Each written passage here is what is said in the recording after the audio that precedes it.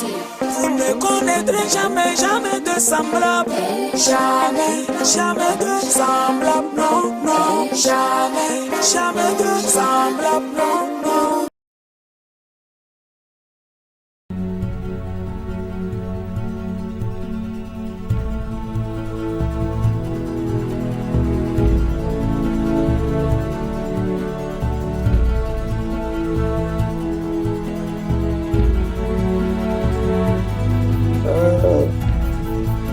En tout cas, nous sommes très frappés ici en RDC. Et Eli Tom Kaimbi, c'est vraiment un ambassadeur très courageux. Depuis 2021, il m'avait intéressé en passif. Il avait eu un peu à un certain moment des difficultés. Je pense l'ambassadeur Katmo peut se rappeler son dossier quand il était... Oui, très bien. Il avait un peu de problèmes de sucre, mais il n'y a pas deux jours, il m'a parlé qu'il avait la toux, une forte toux. Mais c'est aujourd'hui qu'on est allé le trouver dans sa chambre vers 13 heures. Il avait déjà rendu l'âme. Alors, notre forum au Fondas RDC rempli de condoléances, nous sommes en train de pleurer. J'ai appelé dans sa famille. Comme sa famille est dans une autre province, lui est allé mourir dans notre capitale à Kinshasa. Moi, je suis à Lubumbashi. Alors, ça nous fait très mal. C'est vraiment quelqu'un qui a fait un grand travail pour un passif dans une province où il n'y avait pas une bonne connexion, il n'y a pas tellement de courant, il s'est débrouillé, il faisait tout pour vraiment se connecter, être dans des réunions. C'est lui-même qui m'avait donné le goût de participer au webinaire, tout ça. Alors, Dieu a voulu qu'il puisse vraiment nous quitter un petit séjour ici. C'est ainsi que j'étais venu vite pour un peu participer, puis faire savoir aux leaders, ceux qui peuvent le connaître, parce qu'il avait vraiment l'habitude d'intervenir dans l'année là 2021. L'autre année, il a eu trop de difficultés de connexion. C'est un peu ça. Oui, je me souviens très, très bien de lui. Il était, avant cette difficulté, comme tu le dis, frère, c'est quelqu'un qui était très régulier au webinaire, très, très régulier. Oui. Il invitait des gens au webinaire, lui-même assistait, il les aidait à comprendre. Il a été très actif. Transmets nos condoléances à toute la communauté onpassivienne du Congo. Merci Et beaucoup. sa belle âme repose en paix. Et à sa famille biologique aussi. Bien sûr. Bon courage aussi à nous tous qui restons vraiment, restons, soyons encouragés malgré ces difficultés et accompagnons du mieux que nous pouvons nos frères et nos sœurs, les parents, les enfants qui restent dans dans cette vision de on passive, vraiment pour bénéficier plus tard des fruits de la vision même du Père. Donc, c'est sur cette note, c'est sur Ouais. cette note, Il n'a pas, excuse-moi, Adida, son travail n'a pas été vain, comme vous êtes en contact avec la famille, pour juste les encadrer, les intéresser pour ce que leur père a fait. Je ne sais pas si du vivant de leur père, ils s'intéressaient un peu, sinon c'est vraiment, vous avez cette lourde charge de les encourager, de les tenir et pour qu'ils reprennent le travail que leur père a fait. Et c'est ça le chic de On Passive parce que c'est vrai, nous tous, le PDG lui-même aussi, on a voulu, il nous souhaite qu'on vive pour jouir de ça, mais à défaut, c'est pas nous qui avons le calendrier, mais quand même, on se dit, par exemple, pour quelqu'un qui a une famille derrière, partir et savoir quand même que sa progéniture va bénéficier de cet engagement qu'il a pris à On Passive. Ça a tenu un peu la douleur, quoi. Je comprends aussi que c'était très important quand nous avons parlé ici d'établir déjà un testament, tout ça. Vous voyez que c'est vraiment important pour nous, ambassadeurs, nous qui sommes encore en vie, donc de penser un peu à faire quelque chose dans ce sens-là, parce que la mort est vraiment certaine. En tout cas, merci beaucoup. Merci vraiment pour votre compassion. Et merci. Jamais, jamais de semblable, non, non. Jamais, jamais de semblable, non, non. Bonsoir, chers ambassadeurs. Bonjour, bon après-midi, dépendamment d'où vous nous suivez. La plateforme du développement personnel est très heureuse de vous accueillir encore une fois de plus à cette session du mardi. Aujourd'hui, on a un fidèle des fidèles, ambassadeur du développement personnel, toujours présent, et il nous gratifie, il nous enrichit nos soirées avec ses contributions de qualité. Ce soir, il nous fait le plaisir de nous faire une présentation sur l'intelligence artificielle. Cet ambassadeur n'est autre que notre jovial Adam Tourgodi de la France. Il est titulaire d'un baccalauréat en électronique et automatisme mécanique et électricité. Actuellement, il est responsable de formation au centre d'entraînement aux méthodes d'éducation active. Ce soir, on va sortir d'ici tellement gratifié de par ce qu'il nous a montré dans ses contributions très actives à toutes nos sessions, quel que soit le sujet. On est sûr ce soir d'en sortir très enrichi. Alors, merci beaucoup, cher ambassadeur Adam Tourgodi. La plateforme, le micro est à toi. Merci infiniment. Merci beaucoup, Angeline Rose. Merci à Awa, merci aussi à Alida et merci au groupe de la plateforme de me donner cette opportunité, cette occasion et ce plaisir de présenter une petite réflexion que j'ai par rapport à ce que c'est que l'intelligence artificielle. Et notamment le sujet aujourd'hui, ça serait plus sur intelligence artificielle entre fantasme, mythe et réalité. Merci à tous les gens qui sont présents de m'écouter. Et mes propos vont aussi être à la suite de ce qui a été déjà fait sur l'intelligence artificielle, notamment avec Marc Loïc et Gabriel Jonin, qui ont parlé bien avant moi sur l'intelligence artificielle et transformation de notre vie et l'intelligence artificielle et la médecine et autres. Je vais pas revenir sur tous ces sujets-là. Je vais essayer de vous parler beaucoup plus sur ce que c'est que l'apprentissage en intelligence artificielle. Alors, donc, je vais partager mon écran si vous voulez bien. Voilà. Donc, pourquoi cette idée de fantasme, mythe et réalité? C'est qu'aujourd'hui, on parle de l'intelligence artificielle comme une question de danger ou quelque chose où on va perdre des choses. Or que pour ma part, l'intelligence artificielle est là pour nous aider à augmenter des choses plutôt que de perdre. On va plutôt gagner que de perdre. Donc, mon travail, il est inspiré de quelques recherches, et notamment des recherches qui sont liées à un ami qui s'appelle Guillaume Saint-Cyr, qui est data scientist et au Royaume-Uni et qui vulgarise réellement ce que c'est que l'intelligence artificielle et en tout cas les langages de l'intelligence artificielle. C'est un mathématicien et il vous explique très concrètement, techniquement, qu'est-ce que c'est que les langages de l'intelligence artificielle.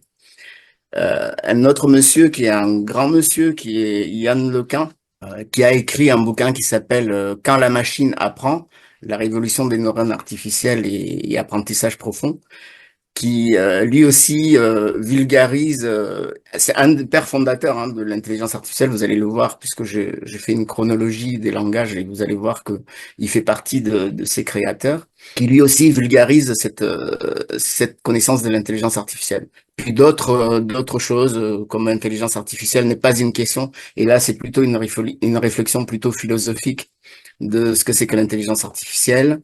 l'intelligence artificielle appliquée, donc appliquée à plusieurs choses, voilà. Une femme, Laurence Desvéliers, qui a travaillé sur des robots des hommes, mythes et fantasmes et réalité. Du coup, c'est le sujet, en fait, que je traite aujourd'hui. Donc, et elle dit que déjà les robots seront là en 2025. Bon, elle s'avance. C'est une fiction, hein, donc voilà. Et puis d'autres gens qui sont plus sur le fait de dire que l'intelligence artificielle va nous amener du mal, etc. Donc guerre des intelligences à l'heure de ChatGPT. Voilà, donc on a beaucoup parlé de ChatGPT. Et une autre aussi, l'intelligence artificielle et ses biais et les nôtres, c'est-à-dire quand la machine réveille nos démons. Et le dernier, c'est Idriss Aberkan, qui travaille sur la question aussi du cerveau, de la connaissance et de l'intelligence, et qui libérait votre cerveau. Donc c'est tous ces gens-là qui ont permis que, après ces recherches-là, j'essaye de vous traduire un peu ce que j'en ai compris. En termes d'introduction, je dirais que c'est Ondes Passives qui m'a permis d'aller un peu plus loin sur ce que c'est que l'intelligence artificielle aujourd'hui, même si elle date, vous allez le voir. Donc, Ondes Passives est une entreprise qui est dotée d'une plateforme qui développe des produits intégrant l'intelligence artificielle. C'est clair, net et précis, c'est posé.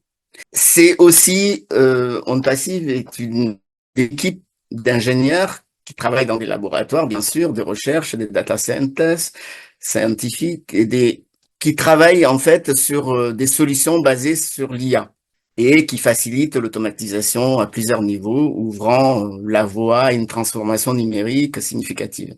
Donc ça, c'est des choses qui sont concrètes.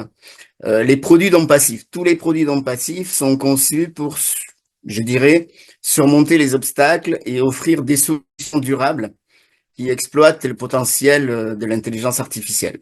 Donc c'est clair, que ça soit au Connect, tous les produits que l'on a sont basés là-dessus. Du coup, les questions que je me pose, moi, en tant qu'ambassadeur, je dirais, Ondes Passives, c'est comment penser donc l'intelligence artificielle aujourd'hui dans notre société connectée? Comment se jouent les interactions entre technologie, réalité du monde? Comment ne pas se sentir dépassé par la vitesse des progrès liés à l'intelligence artificielle? Et ça ne fait que commencer. Donc, dans un premier temps, je vais vous un peu dérouler, si vous voulez, une chronologie plutôt du modèle de langage de l'intelligence artificielle. Je ne vais pas vous donner la définition de l'intelligence artificielle, on en a déjà parlé avec Loïc, donc je ne vais pas revenir là-dessus, mais bon, on en parlera peut-être plus tard. Et je vais essayer d'aller un peu plus loin après sur ce que c'est que, qu'est-ce qui nourrit nos fantasmes, qu'est-ce qu'il y a derrière tout ça. Du coup, je me suis posé la question, mais avant de partir de l'intelligence artificielle, mais qu'est-ce que l'intelligence tout simplement? Et là, bonne chance pour trouver une définition consensuelle ou je dirais plutôt une définition réelle ou simple de l'intelligence. Je dirais que, pour ne pas dire qu'il n'y a pas de définition, je dirais qu'il y a autant de définitions que de théories sur l'intelligence. Et je retiens celle-là.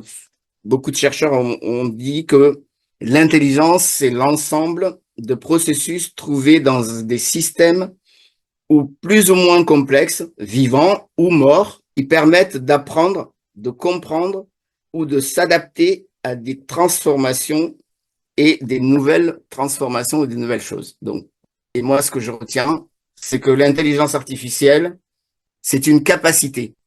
Et c'est une capacité à percevoir, à agir et à raisonner. Donc, qu'est-ce que l'intelligence artificielle maintenant? L'intelligence artificielle, c'est un ensemble de méthodes d'apprentissage. Le premier, c'est ce qu'on appelle le machine learning ou apprentissage automatisé. Dans cette machine learning, il y a plusieurs façons d'apprendre. Ce qu'on appelle l'apprentissage supervisé, ça veut dire que quand vous avez des enfants, vous leur montrez, ça c'est une table, et ils apprennent que c'est une table. Et demain, vous leur montrez une image d'une table, ils vont vous dire c'est une table. C'est ce qu'on appelle l'apprentissage supervisé. On leur dit ce qu'il faut apprendre et ils apprennent ce qu'on leur dit d'apprendre. Et il y a une deuxième façon d'apprendre, c'est ce qu'on appelle l'apprentissage non supervisé. Non supervisé, ça veut dire qu'on ne dit pas que c'est une table, on ne dit pas que c'est une voiture. On va dire, on va monter dans la voiture au gamin, on va dire qu'on va aller se balader avec la voiture, et puis il va comprendre que c'est une voiture. Deuxième chose aussi dans l'intelligence et qui fait partie de l'intelligence, enfin qui fait partie de machine learning, ce qu'on appelle le deep learning. Le deep learning, c'est ce qu'on appelle l'apprentissage approfondi ou profond. Ça, c'est lié à des algorithmes. C'est des algorithmes, c'est des réseaux de neurones. Alors, qu'est-ce que c'est qu'un neurone? On va voir un peu plus tard ce que c'est qu'un neurone.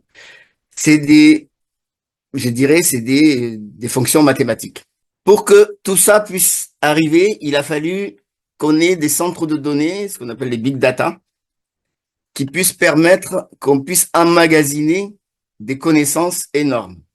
Et par la suite, il y a eu des data centers, c'est-à-dire des science, c'est-à-dire des sciences des data.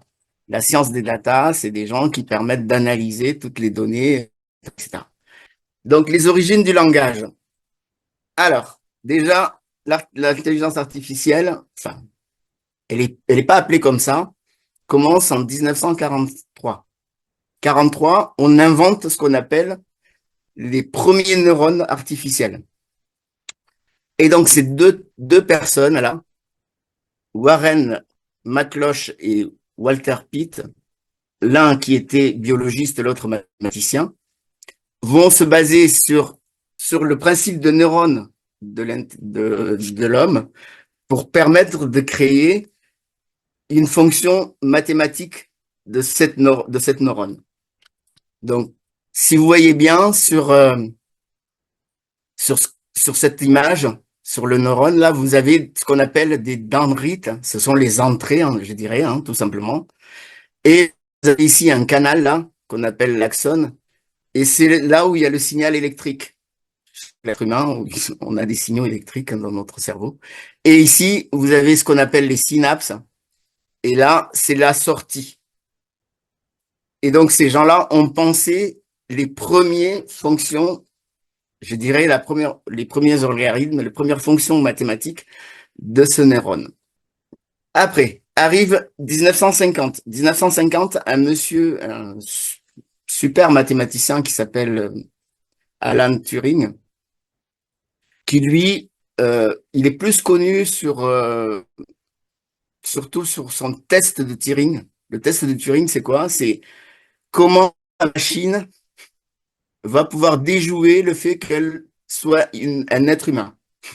En gros, quand la machine va être en capacité de jouer ce test-là et qu'on ne fera pas qu'on ne pourra pas savoir si c'est un humain ou un ordinateur ou une machine qui parle, alors là, on pourra dire que la machine est intelligente. 1957, un type qui s'appelle Frank Rosenblatt invente ce qu'on appelle l'invention du perceptron. Le perceptron, c'est exactement la même fonction que tout à l'heure, mais lui, il rajoute ce qu'on appelle des poids, là. Vous voyez, W1, W2, W0, qui veut dire que, imaginez-vous, comme si vous êtes, je dirais, ingénieur du son, et vous avez une table de mixage, et cette table de mixage, vous avez des boutons. Ces boutons, ça représente les W1, W0, etc., etc. Donc, on dit qu'il y a une image qui est au départ, on dit, bah voilà, je veux qu'à la fin, ça soit un chien. Donc, je vais mettre un chien et je veux qu'à la fin, ça soit un chien. Et donc, je vais régler ces boutons-là de façon à ce que le chien apparaisse réellement. Je vais étiqueter, il faut que ça soit le chien que je veux comme réponse, c'est un chien et c'est pas un chat et c'est pas un lion ou c'est pas autre chose. D'accord? Et donc là, c'est des signaux qu'on appelle 1 ou 0, ce qu'on appelle aussi plus tard le binaire. 69 apparaît justement la question du problème de Minsky et de Pater, c'est la question du binaire, c'est-à-dire que entre 0 et 1, si c'est 1, c'est égal à 1, si c'est 0, ça marche pas. Il faut vraiment que ça soit 1 ou 0. Entre 19, alors du coup, ça a commencé à fonctionner, on essaye de faire l'intelligence artificielle, mais ça ne marche pas.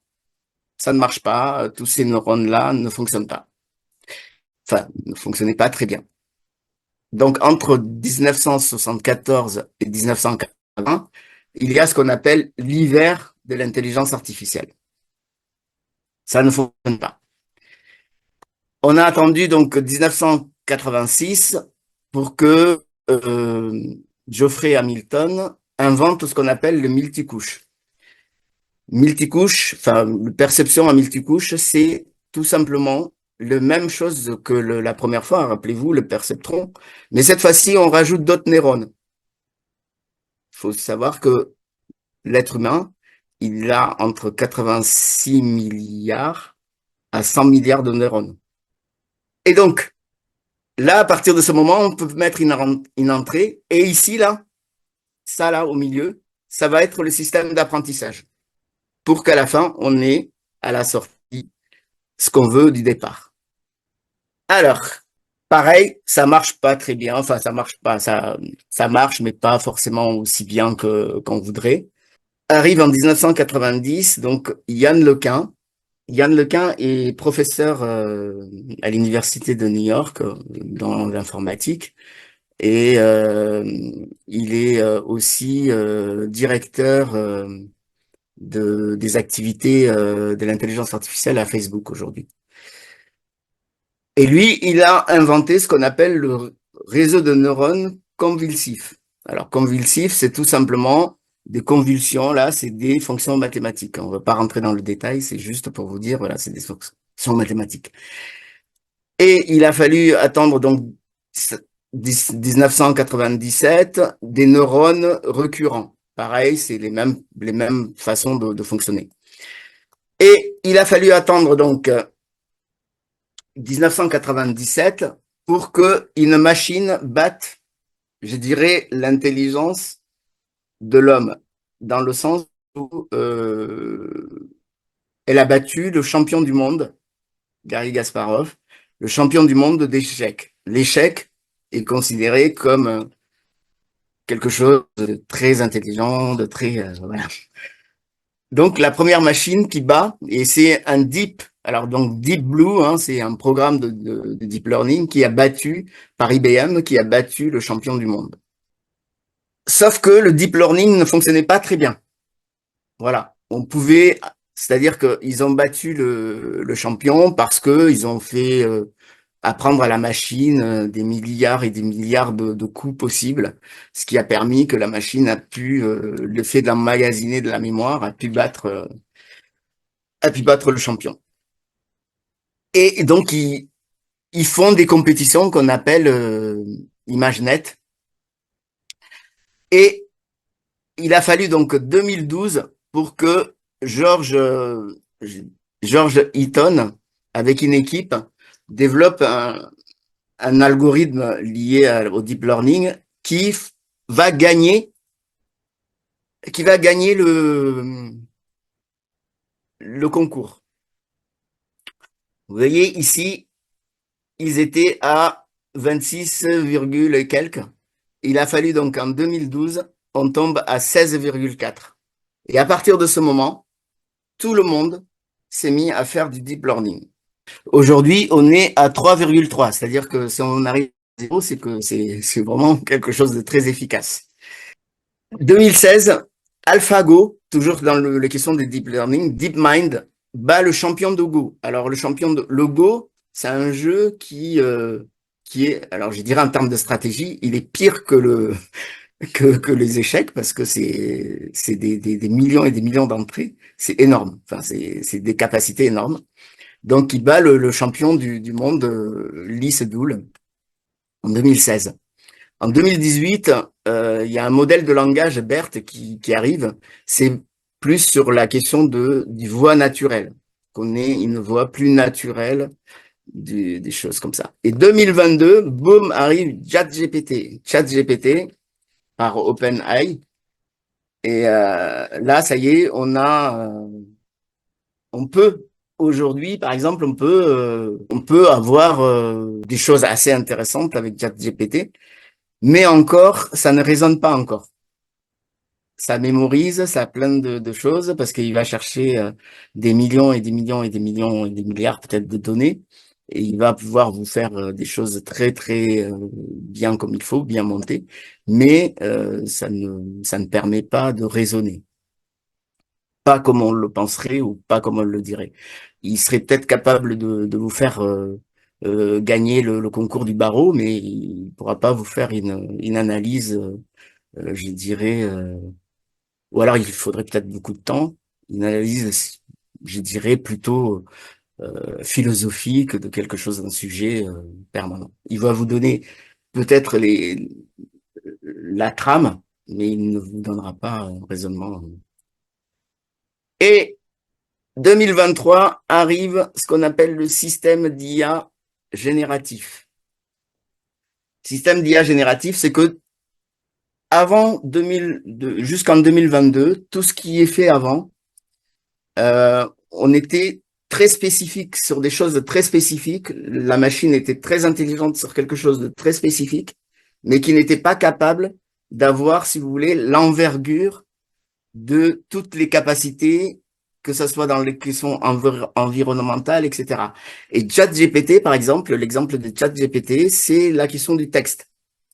Il est très performant sur le texte, mais sur de la connaissance textuelle, puisqu'il y a des millions et des millions de textes, donc il va chercher ces textes-là, mais il n'est pas en capacité de le contextualiser. C'est plus compliqué. Et puis, toutes les connaissances des hommes ne sont pas que sur des textes. Donc, du coup, aujourd'hui, on travaille beaucoup plus sur texte, images, son et vidéo. Plus loin. D'accord? Et c'est ce qu'on appelle l'IA générative. Et ce qui permet générative, ce qui permet d'avoir des images très compliquées, etc., etc. Pour que ça fonctionne, le deep learning, il nous faut des données. Et aujourd'hui, avec les big data, etc., on a des données énormes. Toutes les images que vous souhaitez, elles sont là. Et elles sont classées dans des centres de données, elles sont analysées, etc. Et c'est du libre. Grâce aussi au web, c'est-à-dire à Internet. Je dirais que les informations vont plus vite, voilà, naviguent beaucoup plus tranquillement. Les iPhones. Vos iPhones aujourd'hui sont connectés. Et à partir du moment où ils sont connectés, ils travaillent avec de l'intelligence artificielle, que vous le vouliez ou non. Quand vous allez chercher des données sur Google, eh ben, Google va vous dire, ah ben tiens, tu as cherché quelque chose autour de ça, sans que vous le demandiez, le lendemain, vous ouvrez Google et il vous donne une partie de ce que vous avez cherché ou d'autres choses par rapport à ce que vous avez cherché. Tous les appareils connectés. Alors, quand je parle d'appareils connectés, ça peut être votre aspirateur automatique qui est chez vous à la maison, ou votre télévision qui est connectée, etc. Ce qui permet qu'il y a énormément de données qui sont récupérées dans les data centers. Pour que le deep learning marche aussi, c'est qu'il fallait aussi une puissance de calcul. Alan Turing, tout à l'heure quand je parlais d'Alan Turing, lui, c'est un concepteur d'ordinateurs, hein, en gros. Et à l'époque, les ordinateurs faisaient des maisons. Rappelez-vous, c'est des gros trucs qui étaient rassemblés. C'est comme des maisons. Aujourd'hui, votre ordinateur personnel dans votre maison là a une capacité de calcul énorme. Et puis, a une vitesse aussi de calcul et une puissance. Donc, cette puissance est liée à ce qu'on appelle le CPU. Les CPU, c'est c'est la capacité de votre ordinateur à travailler vite, à magasiner des données. Et grâce aussi à ce qu'on appelle les GPU. Les GPU, ce sont des cartes graphiques. Grâce aux jeux vidéo, eh ben, on a développé ces cartes graphiques pour pouvoir permettre des images de plus en plus nettes. Et ce qui a permis aujourd'hui à l'intelligence artificielle d'aller très loin dans ce qu'on appelle la reconnaissance des images, etc., etc. Ce que On Passive demain va faire avec, je dirais, O-Verify. Maintenant, on va se dire qu'est-ce qui pose problème avec l'intelligence artificielle? Ce qu'il y a entre mythe, enjeu, réalité, c'est quoi? Qu'est-ce qui pose problème? Eh bien, c'est très simple. Ce qui pose problème, c'est que on imagine plein de choses qui sont des mythes, des fantasmes, et qui sont souvent exagérés ou basés sur des représentations fictives dans la culture populaire, c'est-à-dire des robots dotés d'une conscience ou des super intelligences, des supra-intelligences qui vont surpasser l'intelligence humaine. Regardez, rien que dans la technologie, quand est arrivée la calculette, tout simplement la calculette a déjà surplanté la, la capacité de l'intelligence humaine. Pourquoi? Parce que elle est capable de calculer beaucoup plus vite que vous, en tout cas que moi, ça c'est sûr, et sur des chiffres qui dépassent tout entendement. D'accord? Donc rien que ça, la machine a déjà dépassé l'homme en termes de capacité intellectuelle. Autre chose, on dit oui, ça va dépasser pour preuve. Et ça, je le tire de Yann Lequin qui aime beaucoup donner cette expérience-là. Ce monsieur-là, Clément Adler, c'est un Français, ingénieur français, qui a créé ce qu'on appelle, avant même les avions qui volent, hein. En 1890, ce monsieur a fait voler un avion. Sauf que lui, il s'est basé sur la copie conforme de la nature. Donc, les chauves-souris. Et il a créé son avion qui est là, hein. On dirait une chauve-souris. Du coup, il n'a pas pris en compte tout ce qui concerne l'aérodynamique, tout ce qui concerne des choses. Et donc, son avion, il a volé, mais il n'a pas été homologué. Et puis, en plus, il l'a pas fait dire à des gens. Donc, ça a été que des choses très secrètes. Donc, ça n'a pas été homologué. Mais c'est lui qui a fait voler le premier avion, je dirais, dans l'histoire. Donc, ces fantasmes peuvent sembler des fois effrayantes ou inquiétantes, alimentant des craintes, des scénarios de prise de contrôle de la machine sur l'homme. Et là, le cinéma nous aide beaucoup. 2001, l'Odyssée de l'espace. Voilà qu'une intelligence artificielle, et ça c'est en 1968, hein, une intelligence artificielle qui empêche les astronautes de rentrer dans le vaisseau parce que elle s'imagine qu'elle va être débranchée. Et donc, puisqu'elle ne veut pas être débranchée, elle va empêcher les hommes de rentrer. Prise de pouvoir. Deuxième prise de pouvoir, Terminator, 1984. Voilà une machine qui débarque du futur pour tuer Sarah Connor, hein, pour ceux qui connaissent le film, pour l'empêcher de faire naître le monsieur, le garçon qui va plus tard empêcher les machines de gagner la guerre. iRobot, 2004. Ça, on est beaucoup plus au-delà de la prise, pareil, hein, sur la prise de pouvoir des machines, mais au-delà de ça, il y a autre chose qui rentre en compte, c'est la capacité de l'homme à évoluer. L'homme, c'est-à-dire c'est Will Smith, là, qui est l'acteur, eh bien, lui, il a un bras bionique, un bras artificiel. Et là, on est dans l'augmentation de l'homme par la machine. Alan Turing, quand il parlait d'avoir son test là, de dire que la machine va devenir intelligente, donc forcément elle va être comme l'homme, elle va prendre le truc. On peut aussi citer Frankenstein, hein, dans le 19e siècle, et encore avant lui, on peut parler du mythe de Prométhée. C'est une légende mythologique grecque, hein, qui met en scène un titan qui volait le feu aux dieux et qui va le donner aux humains. Ce geste a eu donc pour conséquence majeure, car le feu a permis aux hommes de progresser, de se nourrir, de cuisiner, etc., etc., et puis de développer leurs compétences techniques.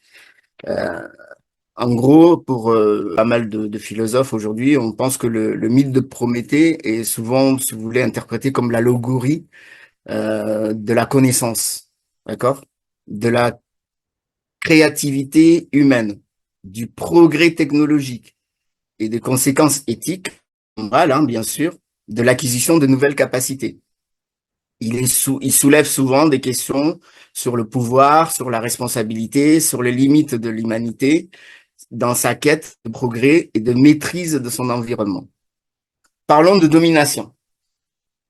Alors, il y a deux points de vue. Il y a le point de vue des pessimistes et il y a le point de vue des optimistes. Les pessimistes vont vous dire, ben, la machine va prendre le pouvoir. C'est simple. Elle va dépasser la capacité humaine. D'ailleurs, on est déjà dépassé. Et donc, elle va continuer à prendre le pouvoir.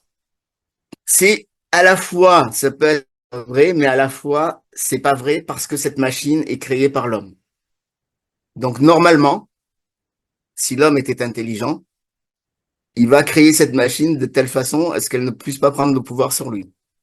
Deuxième chose, c'est que, en réalité, cette machine jusqu'à aujourd'hui, aujourd'hui où on vous parle, on se parle là, cette machine n'est pas capable encore de raisonner. Pourquoi? Parce que nos technologies, que ce soit sur des capacités scientifiques, notamment en mathématiques, on a ce qu'on appelle, on a deux calculs, le calcul simple que tout le monde connaît, et les calculs quantiques, où on peut lier tout ce qui est question fractale, etc. Aujourd'hui, ne permettent pas, ne nous donnent pas encore cette capacité de raisonnement de la machine. Peut-être demain, on pourra le faire, mais il faudra peut-être dépasser ces technologies. Les défis éthiques. Alors, cette question-là est liée, pareil encore, est-ce que c'est la machine qui met de l'éthique ou c'est l'homme qui met de l'éthique? Ben, c'est l'homme qui va mettre de l'éthique. D'accord? Donc, elle est à la fois complexe, parce qu'elle soulève, si vous voulez, des questions liées, je dirais, à des questions de vie privée, à questions de transparence des algorithmes, liées aussi à la question de la discrimination des algorithmes. Tout à l'heure, on parlait des billets. Les billets, c'est quoi? C'est que à un moment donné, la façon dont vous allez programmer votre machine, vous pouvez y mettre des billets qui sont liés à des choses qui sont de l'ordre du sexisme, de l'ordre du racisme, de l'ordre de l'homophobie, etc., dans votre programmation sans que vous ayez conscience peut-être de ça. Et forcément, donc, la machine peut devenir raciste, la machine peut devenir homophobe, la machine peut devenir, etc. Donc ça, c'est vraiment avoir cette capacité-là de gérer cette question-là et de dire attention à ce que l'on fait. Et puis, la question de responsabilité. C'est-à-dire, qui est responsable? Est-ce que c'est la machine qui est responsable d'être raciste? Ou est-ce que c'est le monsieur qui la programme? Ou est-ce que c'est le gars qui l'utilise? Elle est où la responsabilité de cette machine? La question de la sécurité et vie privée. Donc, piratage, cyberattaque, etc., etc. Alors, oui, ça existe. Et non, il faut pas en avoir peur. Et deux, il y a aussi la capacité aujourd'hui de se prémunir, enfin prémunir, je dirais, de cette question-là, parce que on a des logiciels qui permettent justement d'empêcher ces piratages, d'empêcher ces trucs-là. Mais le problème aussi qui se pose, c'est que la sécurité de la vie privée, vous avez aussi la responsabilité vous-même, parce que vous êtes les premiers, et je parle de moi aussi en disant ça, à envoyer une photo du repas qu'on utilise, à aller dans des magasins virtuels, à acheter des trucs avec nos cartes d'identité, etc., etc. Donc, on se met aussi en avant sur cette question-là. Donc, il faut se prémunir. Il faut se préserver de ces questions. Il y a aussi la question, on en parlera un peu plus tard, sur l'emploi. Et le fait d'automatiser des emplois vont permettre de faire une perte de métier. Là aussi, à la fois c'est une réalité et à la fois c'est un fantasme. Dans la mesure où les métiers sont des choses vivantes. Donc, ils ne restent pas figés. Ils évoluent. Ils se transforment. Il y a des métiers qu'on connaissait pas. Il y a des vingtaines d'années. Aujourd'hui, qui aurait su qu'aujourd'hui, en étant, je sais pas moi, influenceur, on gagne de l'argent. Enfin, vous voyez, les métiers se transforment. Voilà. Donc, il y a des choses qui vont se perdre, et puis il y en a d'autres qui vont arriver et qui vont se transformer. Autre chose, souveraineté au contrôle. Et du coup, là, je reviens un peu sur les dernières élections aux États-Unis où on a dit que l'URSS avait falsifié les votes, etc. Donc là aussi, c'est-à-dire que des puissances étrangères qui vont venir, etc., etc. Donc là, ça veut dire aussi que les sociétés dans leur ensemble devront mettre en place des garde-fous pour éviter justement les attaques, les fake news, etc., etc. Sur préjugés et discrimination, donc on en a parlé tout à l'heure, en fait, la machine va suivre ce que l'homme va mettre en place parce que c'est une programmation. Mais cette programmation, elle peut être autonome, mais si elle est autonome, c'est quel logiciel, quel algorithme on prend pour éviter ces biais-là.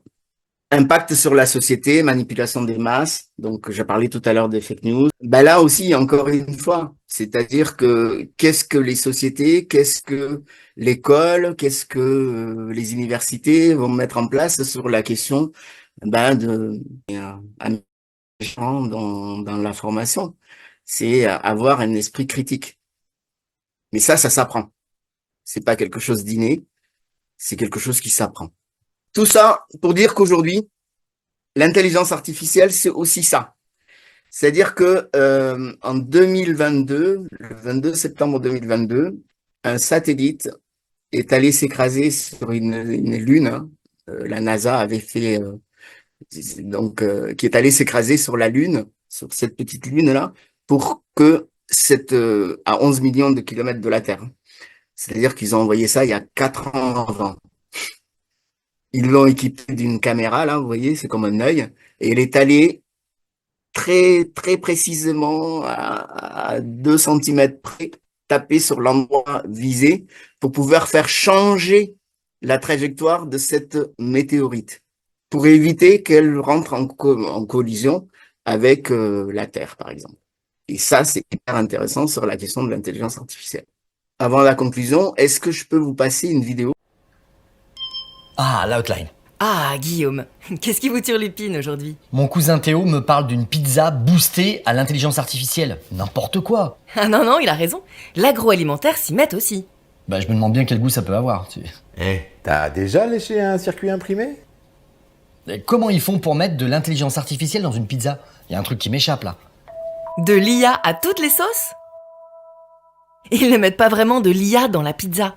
Ils mettent plein de données dans un modèle d'apprentissage automatique. Par exemple, des données sur les ingrédients, les préférences des clients, des essais de recettes, les réactions de testeurs. Et grâce à toutes ces données, le modèle va générer plein de recettes différentes, sans a priori sur leur goût, et prédire pour chacune d'elles si elles trouveront un écho chez les clients.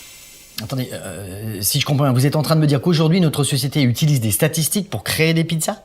Eh oui, les algorithmes du machine learning trouvent en effet leur place dans beaucoup de domaines, et le marketing n'est pas en reste. Dès qu'on peut alimenter les modèles en données, en fait. Et il en faut beaucoup, des données? Ah oui, ça, il en faut plein des données. D'ailleurs, plus on leur en donne, plus les modèles de machine learning apprennent à prédire correctement les données suivantes. Vous comprenez? Je vois mieux le lien avec les big data, mais je raccorde pas tout. Faut que je creuse.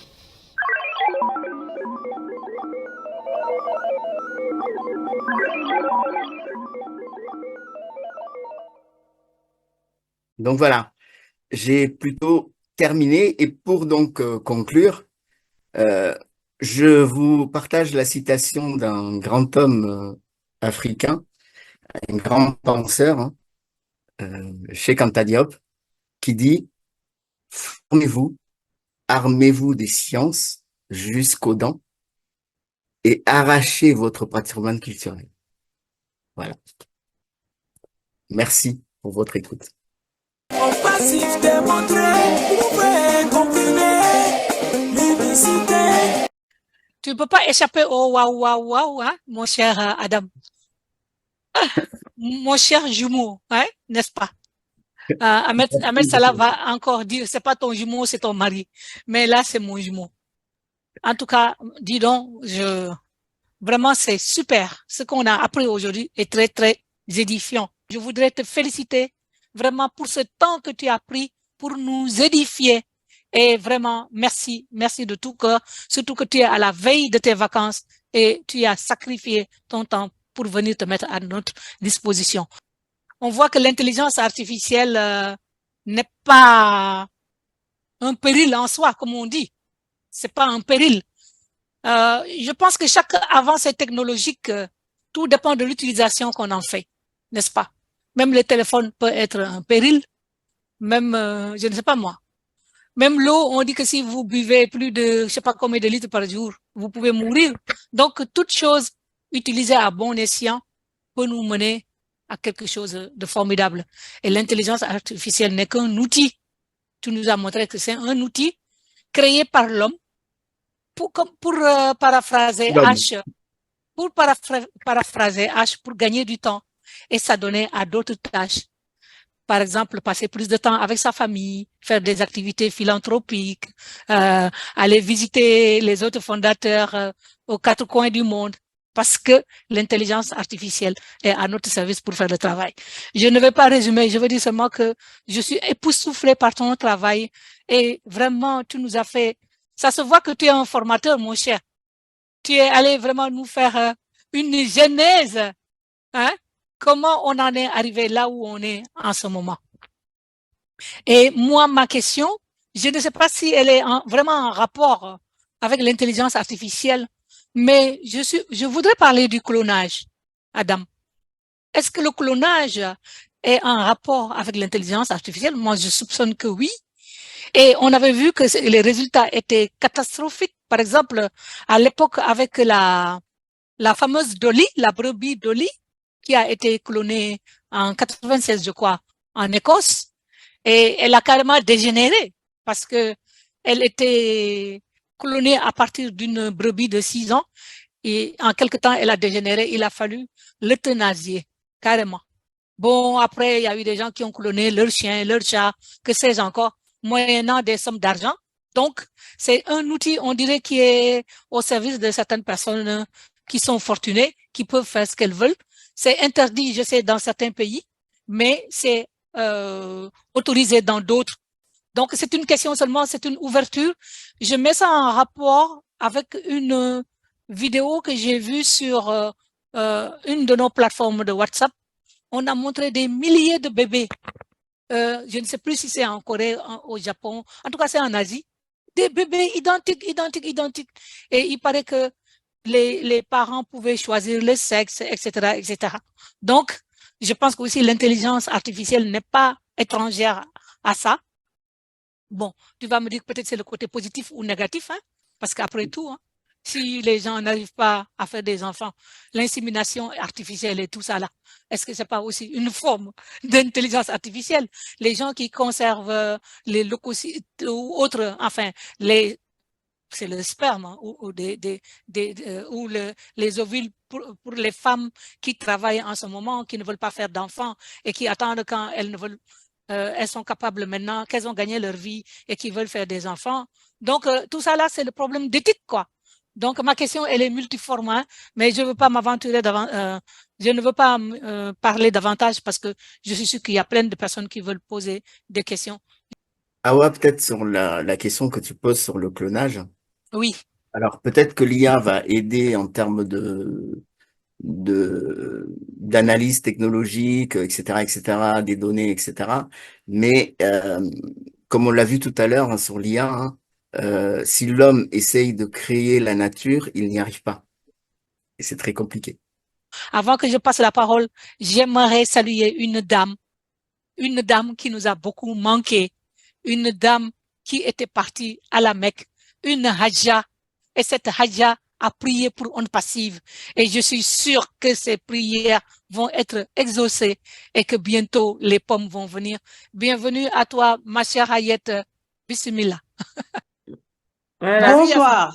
Hey! Bonsoir. Vous me manquez énormément. Je suis bien contente d'être de nouveau parmi vous. Je suis désolée, je n'ai pas pu être à l'heure parce que j'ai eu de la visite. Donc, il y a toujours du monde qui viennent me dire Hamdulillah, Slema. Donc, je suis obligée de les recevoir. Comme le disait Awa, j'ai bien prié pour en passive pour que ça réussisse et pour qu'elle ait du succès. Et j'espère que le bon Dieu va accepter mes prières. Voilà, donc je suis contente d'être de nouveau parmi vous et j'espère que En Passive va prendre de l'élan parce que j'ai su que vous êtes en pleine migration et que ça fait longtemps que les gens ne peuvent pas accéder à leur OS. Donc, j'espère que ça ne va pas trop tarder. Ok, merci beaucoup. Vraiment, ambassadeur Adam, félicitations pour cette présentation. Lorsque nous avons, nous autres, lu le thème, on s'est dit, bon, fantasme et réalité, qu'est-ce qui va arriver? Mais au fur et à mesure que tu as développé, que tu as présenté le développement de la machine learning, puis ensuite le deep learning pour terminer avec l'IA générative, si j'ai bien compris. Ce qui est rassurant, c'est que vraiment, l'intelligence artificielle, bien que ayant la capacité de produire au-delà des capacités humaines, elle est tout de même limitée à ce que l'homme programme. Donc, bien entendu, les défis que tu as relevés là, les défis en ce qui concerne l'éthique, en ce qui concerne la responsabilité, sont vraiment la bienvenue. Et effectivement, on a vu le crash de ChatGPT il n'y a pas longtemps. D'accord?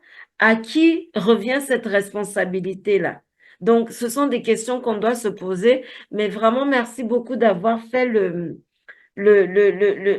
récap sur ces films que nous avons vus et effectivement qui nous ont fait peur. Donc, du coup, beaucoup de personnes, même quand on leur a présenté la compagnie On Passive avec pour leitmotiv le travail sur l'intelligence artificielle, eh bien, il y a eu beaucoup de personnes qui ont rejeté cette idée d'intelligence artificielle. Tout comme, d'un autre côté, il y a des personnes paresseuses qui se sont dit, OK, l'intelligence artificielle va venir tout faire et nous, on va passer notre temps à manger, dormir, voler dans l'espace. Heureusement que Maman Awa a quand même posé sa question pour le clonage et le crash de la brebis de lait. Non, mais c'est vrai. Sincèrement, c'est une très bonne nouvelle parce que, vous voyez, on a beau essayer de dépasser les facultés de l'homme et aussi les facultés de Dieu, mais on se rend compte que peu importe l'évolution de l'intelligence artificielle, on est au niveau de l'IA générative qui tient en compte tous les éléments, les databases et ensuite tous les éléments de la nature. C'est bien beau, mais elle est tout de même limitée et c'est une très bonne nouvelle à mon niveau. Moi, c'est ce que j'ai compris. Et vraiment, je te remercie parce que au bout de ces trois présentations qu'ont fait Loïc, Gabriel et toi, et même celle qu'on vient de passer avec l'ambassadeur Mukambel, on était quand même un peu inquiet par rapport à la liberté de l'intelligence artificielle et la responsabilité, enfin, je veux dire l'autorité même de l'intelligence artificielle. Donc maintenant que nous sommes situés, nous allons continuer cette session de questions-réponses. Si vous avez des inquiétudes, vous avez des questions par rapport au thème de ce soir, chers ambassadeurs, vous pouvez lever la main, vous pouvez poser vos questions, nous continuons. Peut-être que l'ambassadeur Angéline Rose veut faire un commentaire le temps que les invités lèvent la main pour participer à cette présentation. Merci beaucoup. Oui, merci Alida, merci à notre cher ambassadeur Adam. Vraiment, il a fait un travail monstre de recherche. On sent qu'il est passionné déjà de par sa formation initiale et ce qu'il fait actuellement. Il nous a vraiment simplifié la compréhension des choses. Quoi qu'on fasse sur nos différents plateaux, moi, ce que je retiens souvent, j'essaie de ramener le sujet en question à l'ambassadeur lambda. Et ce que je vais retenir, j'ai retenu deux choses. Déjà, la première, c'est que il n'y a pas raison d'avoir peur, d'une part. Et d'autre part, même d'ailleurs, il a dit dans son exposé, c'est peut-être maintenant parce qu'on parle beaucoup d'intelligence artificielle que les gens s'en méfient, mais on y était déjà dedans depuis. Par exemple, quand il a dit, avec les moteurs de recherche, tu cherches quelque chose une, deux fois, et la prochaine fois que tu viens, on commence à te bombarder des publicités par rapport à ça. C'était déjà là. Donc, ce que je retiens, surtout la citation avec laquelle il a fini, c'est ça qui est le plus important pour nous, ambassadeurs.